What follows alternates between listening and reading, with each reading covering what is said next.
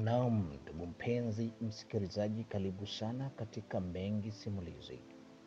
Leo tunakuletea mkasa mzuri sana, mkasa ambao utakuburudisha na kukuelimisha, kwani hii ni chaneli ambayo inakuletea visa mbalimbali vya kweli na visa ambavyo vitakufanya uingie kwenye mafunzo ya dunia na kujua wapi unakwenda na wapi ulipotoka. Karibu.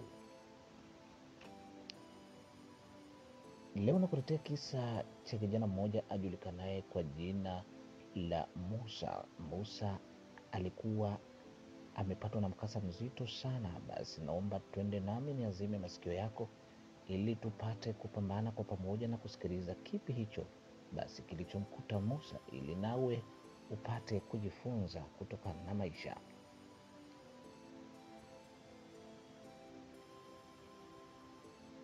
Musa alikuwa ni kijana mmoja hatari sana. Musa alikuwa ni kijana ambaye mpambanaji sana. Musa alikuwa akifanya kazi katika ofisi moja ya serikali. Nisingependa nitaje jina lake kwa sababu ni jambo la ofisho zaidi.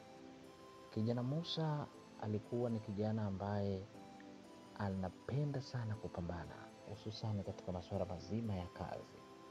Hivyo kijana Musa aliamua kuwa mfanyakazi bora kabisa kazini, na kila mtu alimkubali kijana Musa kwa matendo yake.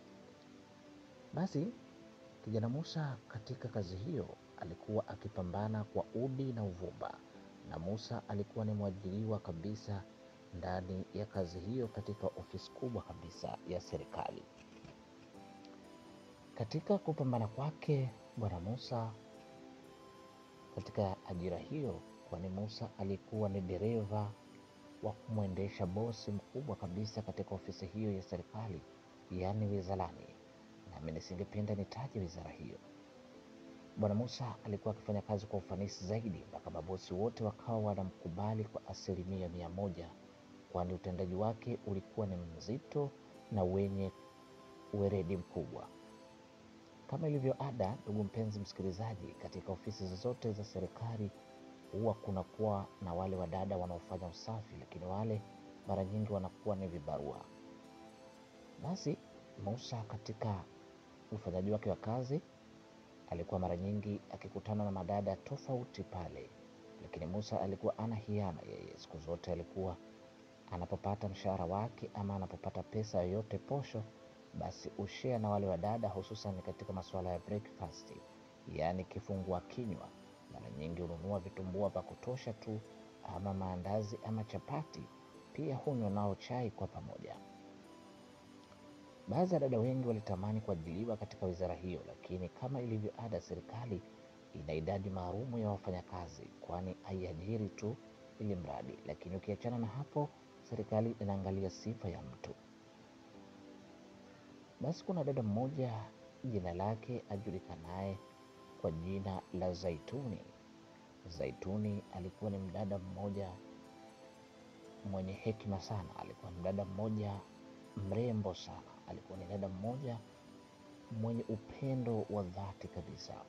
Zaituni alikuwa amemaliza kidato cha 4, na ndipo alipofika kidato cha 4 hakuweza kuendelea katika kidato cha 5 kwa sababu ya uwezo wa familia yake, kwani wazazi wake hususan baba yake ambaye ndiyo aliyekuwa akimtegemea alikuwa amekwisha fariki.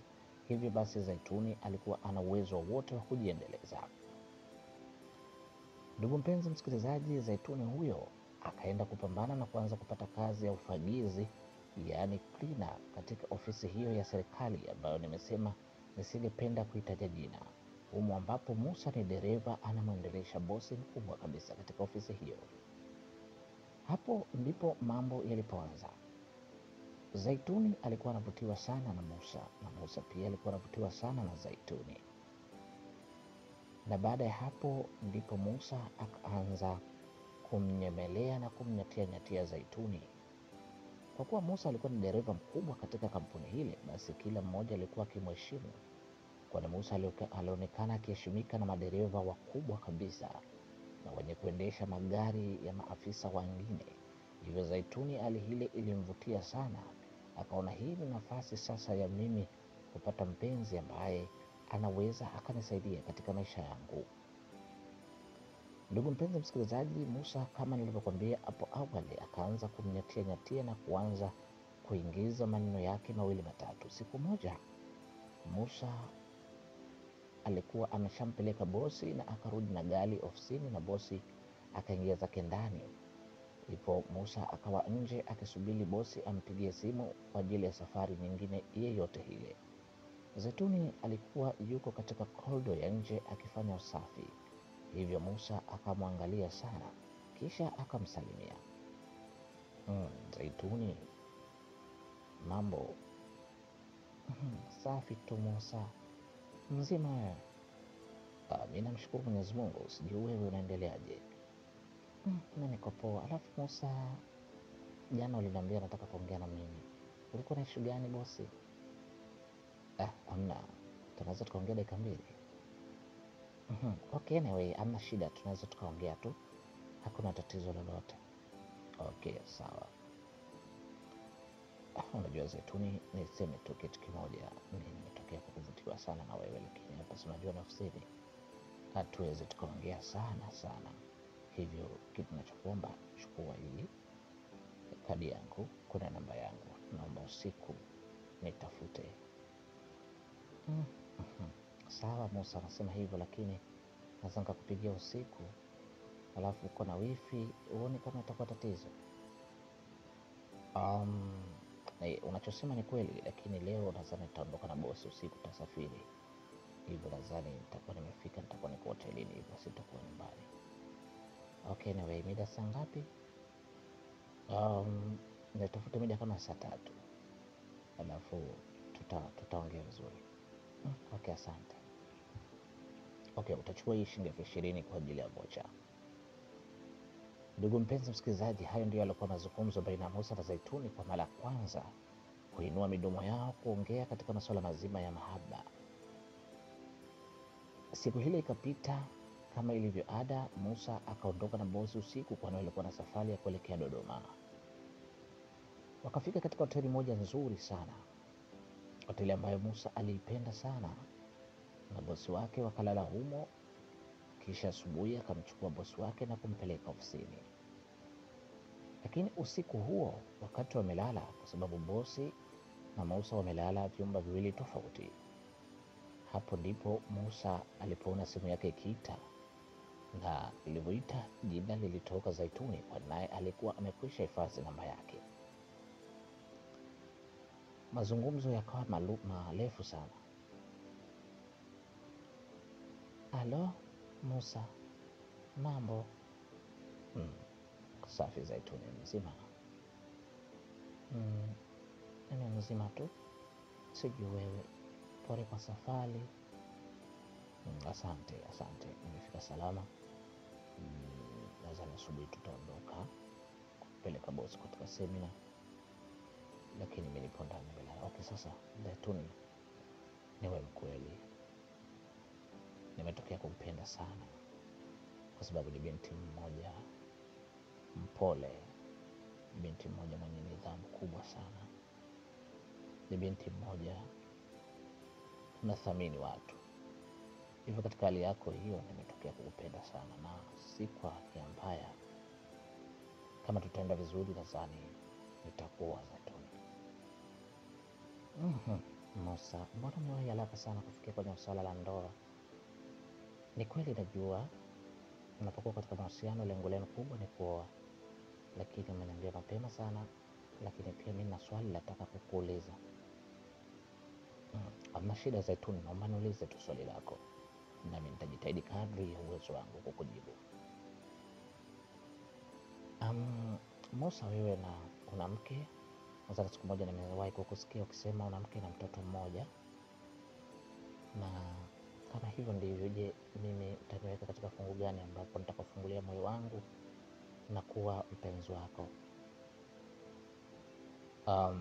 Ni kweli maneno unayosema kwamba bibi na mke na mtoto mmoja, na kweli hilo unalozungumza si la uongo, ni la kweli kabisa.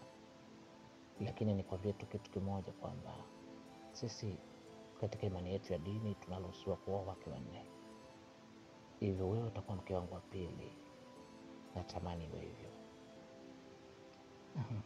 Basi sawa, lakini sasa ofisini pale wakijua tuna mahusiano inakuwaje? Unachosema ni kweli kabisa, ofisini wanaweza wakajua tuna mahusiano itakuwaje, lakini si ni watu wazima, kwa sababu pale ni ofisini na haitojarisha chochote, kwa sababu si watu wazima, tunajitambua na tuna maamuzi yetu binafsi.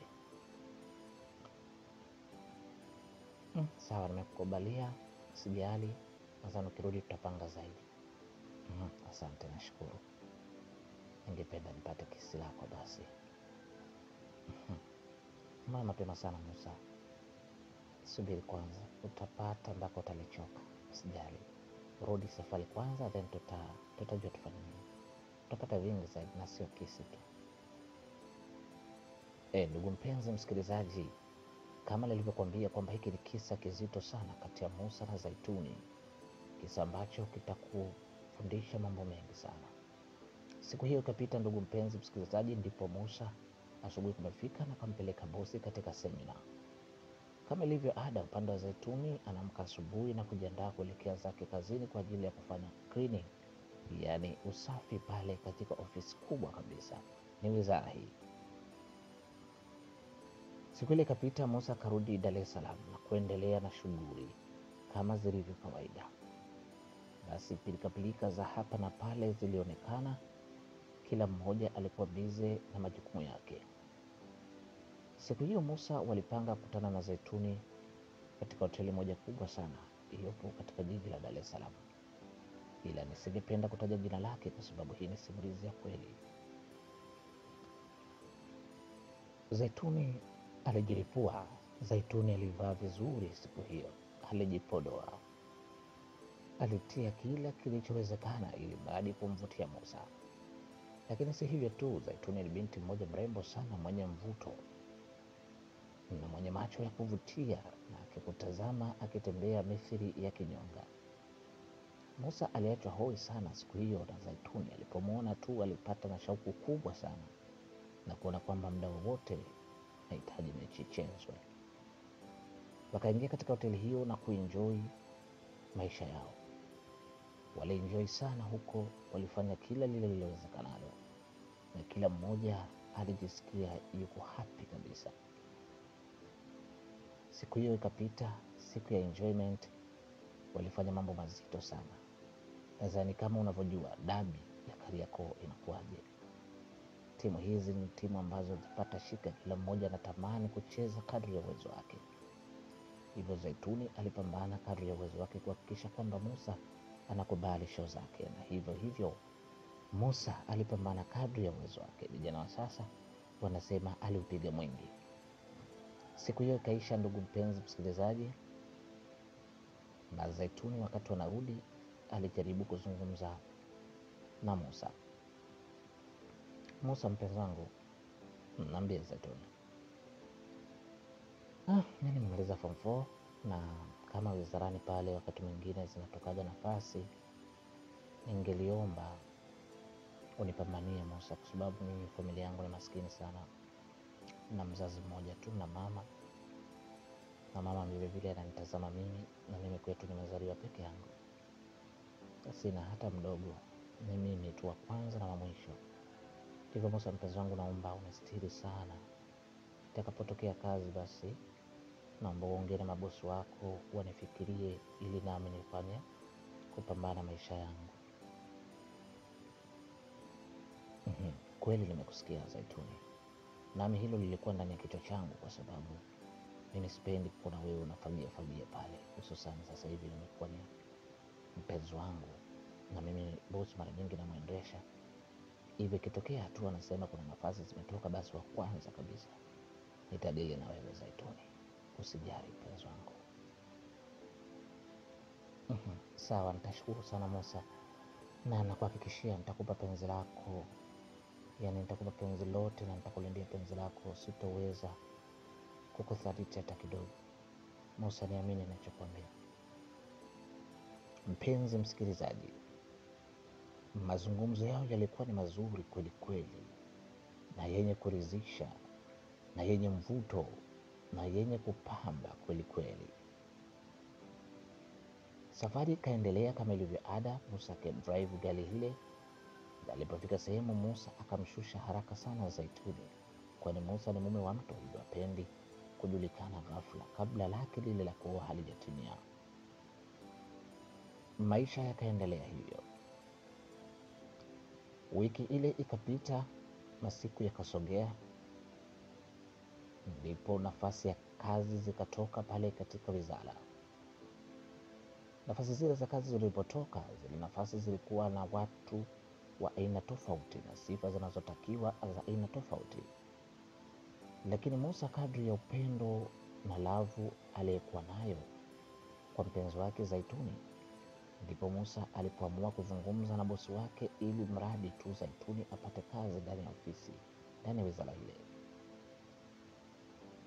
Siku hiyo ambaye anamuuliza bosi wake kuhusu nafasi zilizopatikana, nafasi nyingi zilihitajika elimu kubwa sana, lakini kulikuwa na nafasi 2 tu zenye mahitaji ya watu wa form 4.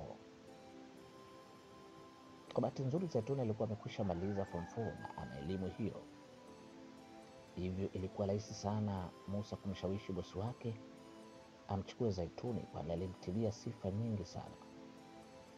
Ingawa bosi wake alimuuliza, mbona kwa nini unamkingia sana kifua Zaituni, wengine hawapo? Musa alimwambia, la, wengine wengi wamemaliza darasa la 7 pale, lakini nina imani Zaituni atakuwa, kwa sababu ni mtifu na mwelevu, nadhani nafasi hii itamfaa zaidi bosi.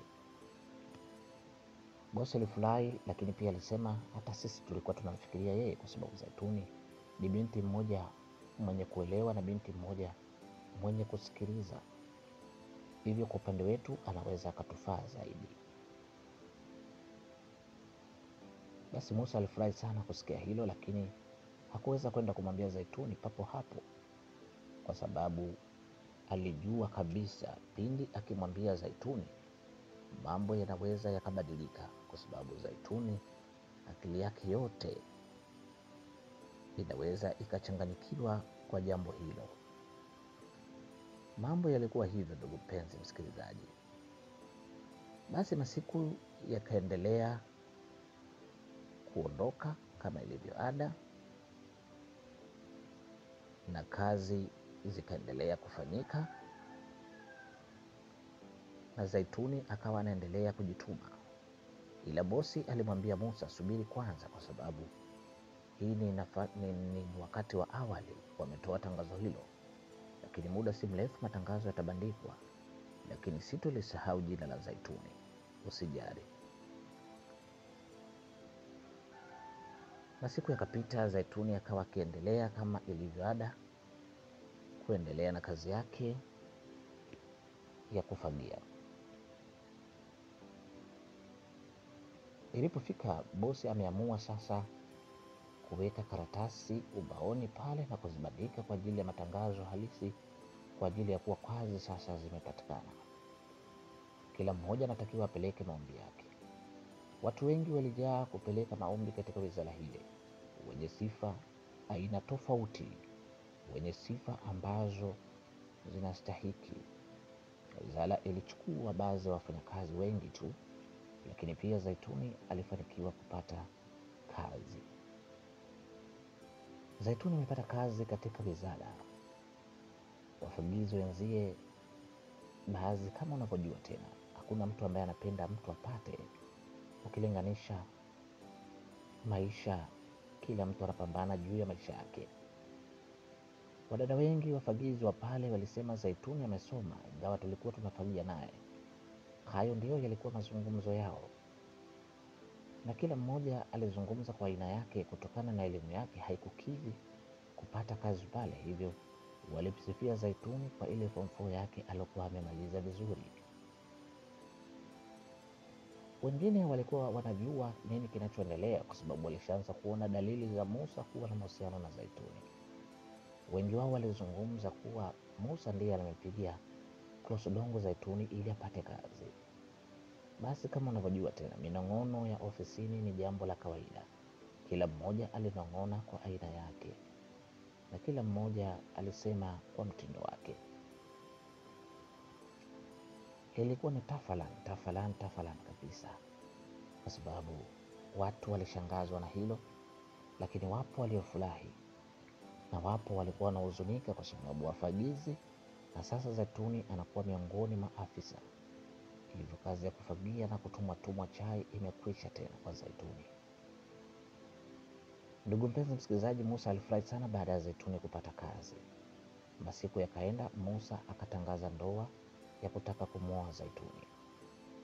Ofisi nzima ilifurahi. Wapo ambao walimtania Musa kwa kusema kwamba ulikuwa unakula kimya kimya bila sisi kujua, sasa unataka kuoa. Baadhi ya maafisa walikuwa wanamtania sana dereva Musa kwa sababu walikuwa wamemzoea. Na kurudisha nyuma kidogo, Musa kabla hajapata kazi ya udereva katika ofisi ile, alikuwa ndio dereva mdogo kuliko wote. Lakini wenzake wote Musa wamekwisha staafu, hivyo Musa sasa amekuwa ndio dereva mkuu na kumwendesha bosi. Hivyo maafisa wengi wa mule wamekuwa wakimzoea Musa na kumtania, hivyo Musa kwake alikuwa ni jambo la ajabu sana. Zaituni akaanza kusambaza kadi kwa baadhi ya wale wadada ambao walikuwa wanafagia nao kwa pamoja, na Musa akasambaza kadi ofisini kwa maafisa wenzie kule na madereva wenzake, kwa sababu yeye ni chief dereva ambaye anawapangia madereva wengine kila kitu. Basi kila mmoja alipambana sana kuhakikisha anahudhuria katika harusi hiyo ya Musa. Nyumbani kwa Musa kulikuwa na tafarani kidogo, kwa sababu mkewe Musa hakutaka Musa aoe mke wa pili, kwa sababu alikuwa lengo lake. Lakini kutokana na dini na watu wakamsihi sana, hivyo alikubaliana na hilo, kwa sababu alikuwa tayari amekwisha jengewa nyumba yake pamoja yeye na mwanae. Maisha yakaendelea, siku ikafika. Siku hiyo ilikuwa ni siku ya furaha sana, siku ambayo kila mmoja alifurahi kuhudhuria katika harusi ya Musa na Zaituni, kwa sababu walikuwa ni watu wakifanya kazi katika ofisi moja. Utani wa watu ulikuwa umezidi kweli kweli, na umetokea utani mkubwa kabisa, kwa sababu kila mmoja alifurahi harusi hiyo. Harusi iliandaliwa katika ukumbi mkubwa sana. Watu walikunywa kutoka mbali na karibu, watu walihudhuria katika harusi ya Musa na Zaituni. Penzi lao lilibebwa na upendo, penzi lao lilibebwa na uaminifu, penzi lao lilibebwa na mwonekano wa kufanana. Harusi hatimaye imekwisha, ndugu mpenzi msikilizaji. Zaituni na Musa sasa ni mke na mume. Maisha yakaendelea. Katika ndoa yao, Zaituni na Musa walipambana kadri ya uwezo wao, hivyo wakapata kununua nyumba 2 na wakajenga, na baadaye Mwenyezi Mungu akawajalia wakapata mtoto mmoja wa kike. Hivyo Zaituni na Musa sasa ni wazazi. Ndugu mpenzi msikilizaji, kadri ya miaka ilivyokuwa inaendelea, ndipo Musa alikuwa anaelekea kustaafu sasa. Kusema la ukweli, Musa alikuwa ni mchapakazi sana. Zaituni tayari amekuwa ni staff bora. Ndugu mpenzi msikilizaji, baada ya miaka kadhaa sasa, Zaituni alikuwa na kipato kizuri sana. Zaituni ameanza kuwa mrembo zaidi ya mwanzo alivyokuwa, kutokana alikuwa anapata mshahara mzuri ambao aliopambaniwa na Musa. Zaituni alianza kumsaidia mama yake na ndugu zake, hivyo Zaituni alikuwa akipendwa na kila mmoja mule katika ofisi. Kila mmoja alimpenda Zaituni kama mke wa Musa. Zaituni sasa alikuwa na uchumi mzuri, na hata nyumbani kule Zaituni alikuwa akiheshimika kwa sababu tayari alikuwa na fedha. Kama ilivyo ada, ndugu mpenzi msikilizaji, mwanamke anapopata pesa basi ujipenda yeye mwenyewe na unawili zaidi, kwa sababu wanawake ni wepesi sana kulizika. Maisha yao yakaenda, na Musa hatimaye ikafikia hatima ya kukaribia kustaafu, kama ambavyo nilivyokuambia ndugu mpenzi msikilizaji. Taratibu Zaituni ameanza kubadilika kidogo, kwa sababu amekwisha nunua gari yake binafsi. Hivyo hakutaka kupanda gari ya Musa hata kidogo. Alikuwa akiendesha gari yake na kurudi yake nyumbani. Mara nyingi Musa anapokuwa zamu katika mke mkubwa kule, Zaituni alikuwa akitoka na kwenda katika vilabu vingi, hususan katika siku za wikendi. Zaituni huenda huko kula bata na mashoga zake na hatimaye kuanzisha mahusiano mapya ya mabrazameni mahandsome HB wanaita. Zaituni ameanza kubadilika kwa sababu amekuwa sasa na pesa. Zaituni ameanza kupaka rangi kucha, kufuga kucha, kuweka nywele kila aina anayotaka, na nywele ambayo hubadilika kila weekend. Musa alikuwa anapewa stori nyingi sana juu ya Zaituni. Zaituni alikuwa anadiriki kuleta HB, yani handsome boys, mpaka pale nyumbani, katika zile nyumba ambazo wamenunua na pamoja na kujenga na Musa. Musa tetesi hizi alizisikia sana, lakini alishindwa kumwambia. Kwanza alikuwa anasubiria, kwa sababu Musa alionyesha anampenda sana Zaituni. Siku moja Musa alienda kwa Zaituni kama mkewe. Ilikuwa ni zamu ya upande wake. Siku hiyo Zaituni aliandaa chakula kizuri sana, kitamu kwelikweli. Chakula hiko kilikuwa ni kitamu kwelikweli, ndugu mpenzi msikilizaji. Musa akala pamoja na mkewe Zaituni na mtoto wao. Hivi Musa akaona pale ni sehemu sahihi kabisa, ni fursa sasa ya kuanza kumwambia mpenzi wake huyo ama mke wake huyo kwamba kuna tabia anazisikia ambazo hapendi kuzisikia tena. Mke wangu Zaituni, nasikia siku hizi umebadilika sana. Umekuwa mwanamke wa ajabu. Unaenda klabu, watu wananirushia picha mimi kwenye simu. Unaanza kutembea na mivulana na wewe kuvipa hela katika gari yako. Zaituni, kumbuka nilipokukuta. Zaituni, kumbuka mimi ni mume wako. Kwa nini unafanya mambo haya? Nisikize Musa, nakwambia kitu. Wewe una kazi yako na mimi na kazi yangu. Is it right? Sasa basi, kama hivyo ndivyo, mimi sihitaji maisha ya stress. You know, kwa sababu haya maisha unaotaka wewe ya kunipangia mimi jinsi ya kutumia pesa yangu, eti ngonga. Hivi una akili timamu ya Musa? Kwanza unaelekea kustaafu, ni mtu mzima sasa.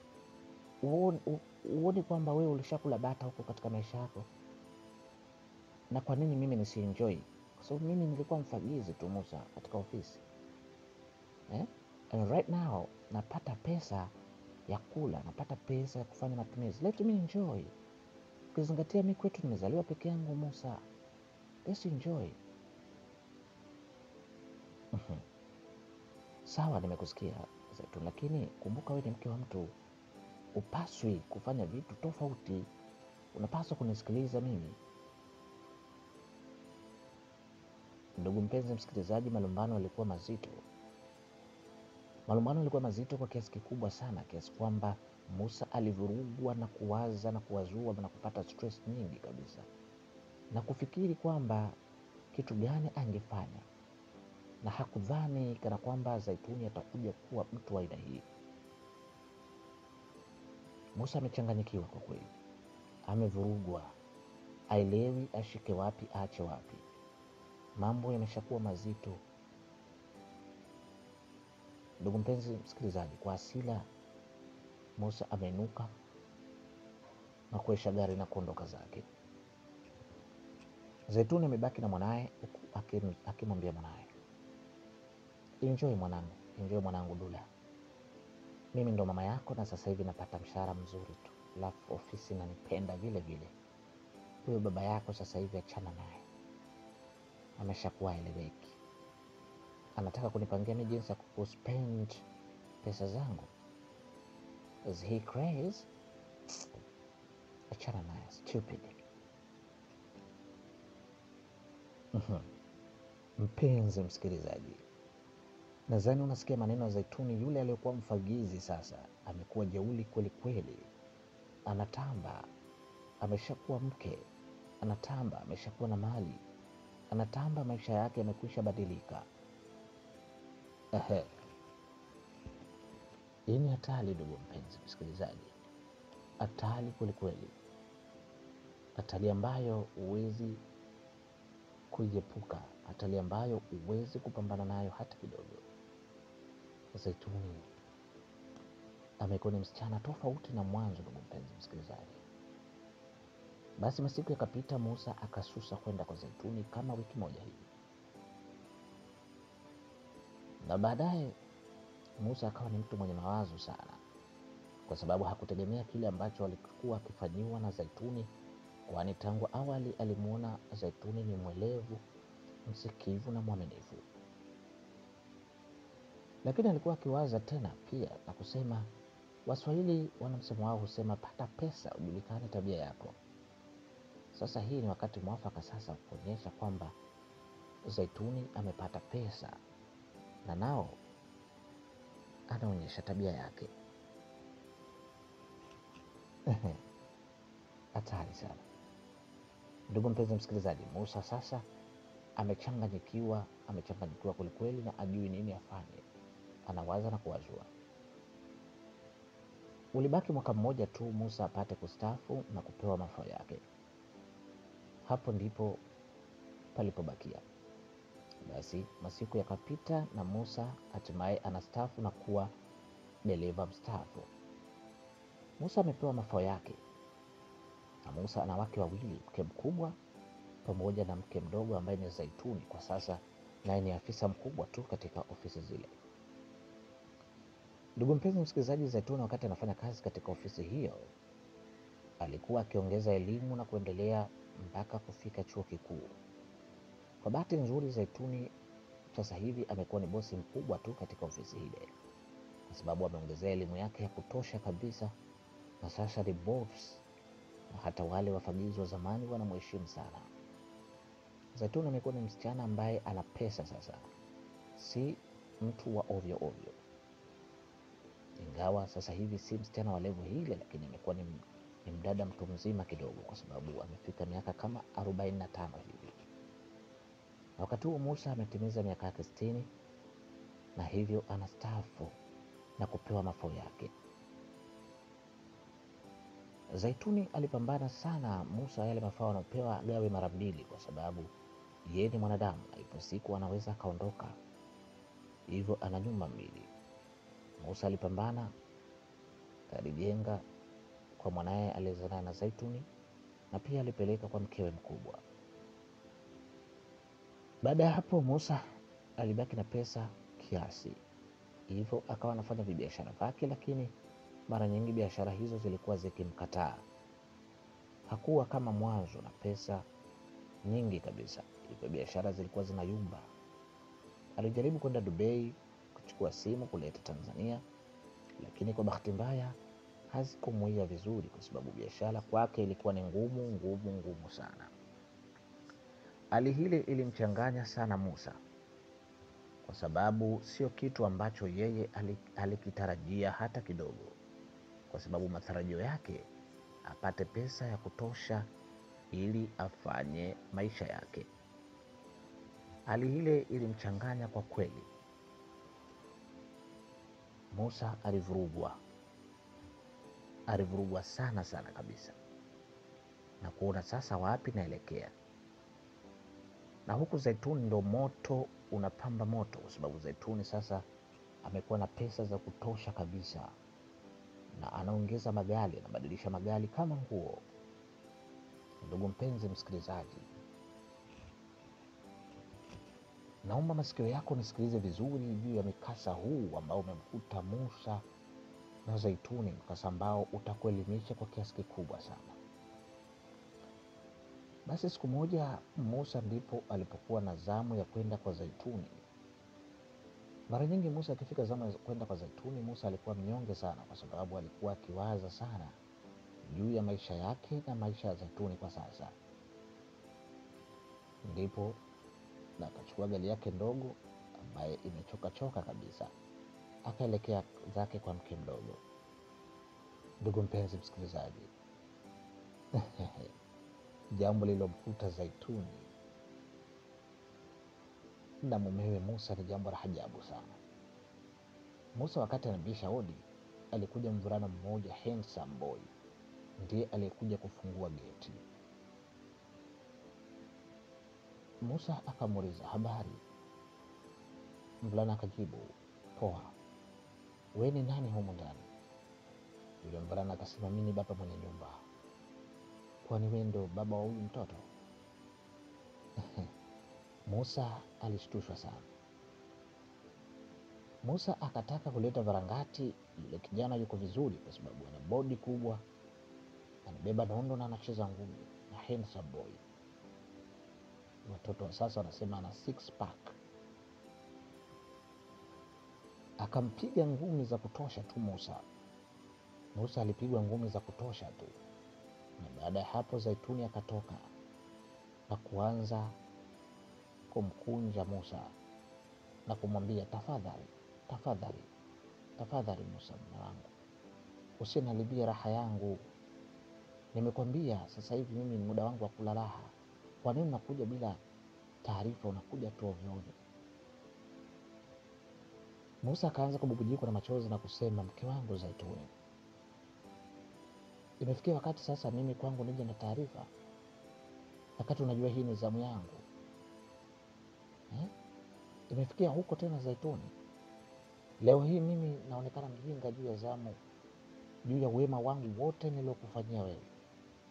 Nimekutafutia kazi, wenzio walikuwa wanafadhia, mimi nimekuchukua, nimekupa kazi nzuri, lakini leo unachonifanyia Zaituni, unaniingizia mwanamume ndani ya nyumba nilojenga kwa pesa zangu. Ni vizuri unachofanya? Zaituni akaanza kumjibu Musa, akamwambia nisikilize baba, tena nisikilize kwa makini sana. Hii nyumba umeiona, hizi nyumba zote tulijenga kwa pamoja, na hivyo kwa taarifa yako, hati zote nimemwita mwanasheria, nimeandika za kwangu, kwa sababu mimi na mwanao, unajua hilo. Na ukiachana na hilo, mimi sasa hivi na pesa kutosha tu, uwezi kunisumbua kwa lolote lile, sio kula. Angalia pale, na gari ni zangu ngapi? Sio 4 zile, na hakuna gari ya chini ya milioni 60 pale. Utafananisha na kigari chako hiki kibovu. Sikiliza wewe baba, usije ukastafu vibaya, si ndio? Naomba katika nyumba usikanyage, nitakupiga bastola. Mpenzi msikilizaji, hii ni hatari kweli, tena hatari kubwa iliyotokea hawa watu. Musa ameanza kuvurugwa na kushangaa tena. Ni huyu Zaituni yule alikuwa mfagizi? Ni huyu Zaituni alikuwa mkarimu? Ni huyu kweli? Musa anafuta mkono wake machozi na kumtazama Zaituni mara mbili. Kwani aamini macho yake? Aamini kabisa kilichotokea. Musa anachukua gari yake taratibu, anaenda zake nyumbani huko na mawazo. Njiani Musa wakati anaendesha gari, akaja bodaboda. Kwa kuwa Musa alikuwa na mawazo, basi akamgonga yule bodaboda. Watu wengi walimvamia na kumpiga Musa. Hatimaye Musa akachukuliwa na kupelekwa hospitali. Baada ya kupona, Musa akapewa kesi ya mauaji, kwani alikuwa amekwisha muua bodaboda yule. Mke wake mkubwa na Musa alikuwa akipambana sana kwenda hospitali, lakini hakuwahi kumwona mke mdogo. Alikuwa akijiuliza maswali mwenyewe tu, lakini alinyamaza kimya, kwa sababu mara nyingi mke mkubwa ukisema huonekana upendi mke mdogo. Lakini pia katika ufuatiliaji mzima wa kesi, Zaituni hakuwahi kwenda hata siku moja. Alikuwa akiendelea kula bata tu na kihendesem chake kile. Penzi msikilizaji, ni hatari kweli. Hatimaye Musa amepewa kesi ile amejitahidi kadri ya uwezo wake na kutoa gharama nyingi sana, na amefanikiwa kuimaliza ile kesi. Musa kwa kuwa alikuwa akimpenda sana Zaituni, baada ya kupona, baada ya muda mrefu, takriban mwaka mmoja sasa, akasema ngoja tu niende, mjinga mimi. Musa akainua usafiri wake akaelekea kwa Zaituni. Alipoingia katika nyumba hile, ndipo akakuta jimu limewekwa mule mule. Kuna nondo za kubeba, kamba za kuruka na kadhalika. Na ndipo alimkuta yule kijana handsome boy akiruka kamba kwa maana kufanya mazoezi. Wakati huo Zaituni amekaa pembeni akimwangalia mpenzi wake. Zaituni akaenda akafungua mlango, akamwona Musa na akasema, sikiliza Musa, nakwisha kuambia usinifuatilie, haya ni maisha yangu, please please, nimekwambia usinifuatilie, haya ni maisha yangu. Unanielewa ninachomaanisha? Unanielewa nini nasema? Naomba usinifuatilie na naomba nipe taraka yangu, kwa sababu hapa una chako wewe, una chako kabisa. Tena nakwambia ukileta masiara nitakufunga,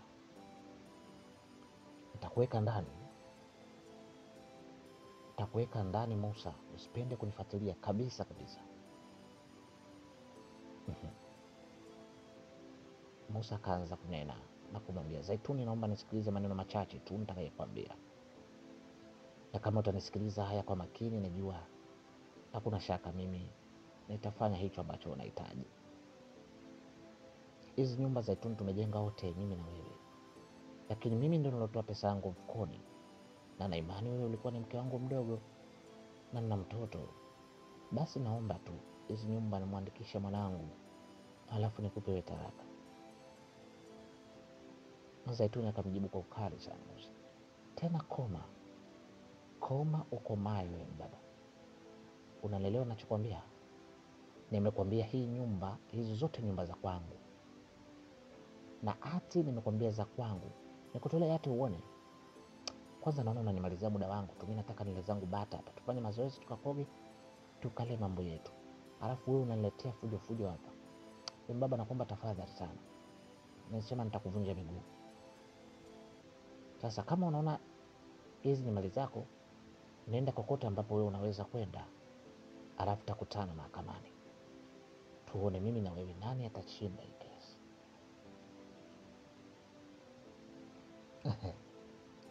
Ndugu mpenzi msikilizaji wa simulizi hii, Musa tayari amekwisha changanyikiwa, aelewi nini kinachoendelea, amepagawa, aelewi nini kinachokwenda.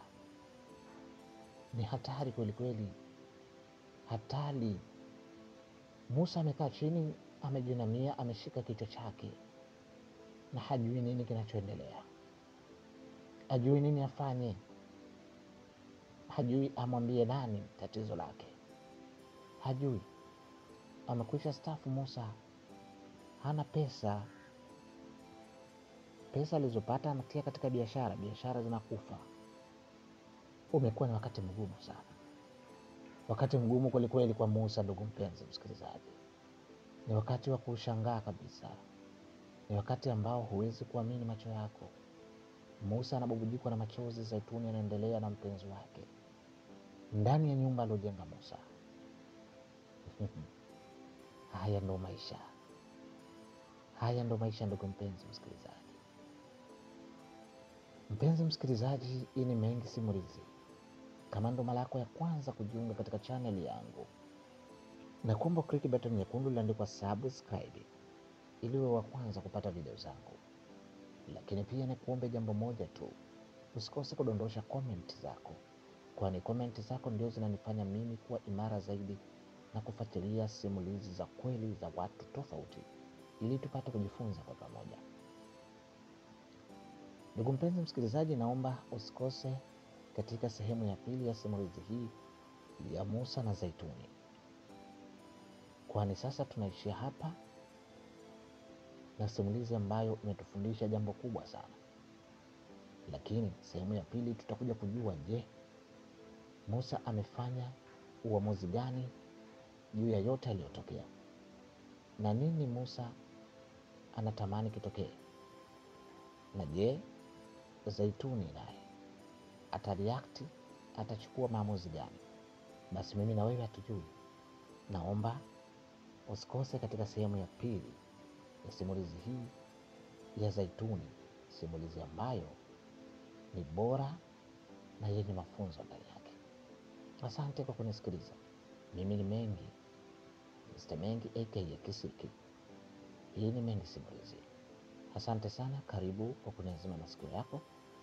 Nashukuru sana kwa kutumia bando lako. Mungu akubariki na kusikiliza hili, na nakushukuru sana katika kila laheri na kunisapoti katika chaneli yangu.